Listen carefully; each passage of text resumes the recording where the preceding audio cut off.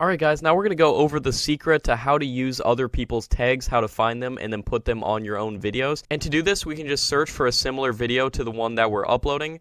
And in our case, it is YouTuber Conspiracy Theories. And then we can just find a video with a lot of views. You might not want to use videos with people from like 4 million subscribers like this person right here, or this person with 18 million subscribers, because these people don't have to try that hard to actually get views on their videos, and this is because they're already going to rank because they have so many subscribers. So what you're going to want to do is find people with not many subscribers who are getting a lot of views on their videos.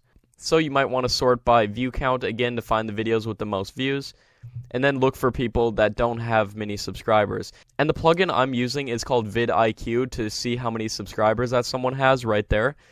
And I highly recommend this. I'll leave a link to where you can download vidIQ as well. So once you find a channel, you can just click their video right. And then again, using that Social Blade plugin that I was talking about, you can actually copy the tags just with a simple click right here. So you just click that, and then the tags are copied onto your clipboard.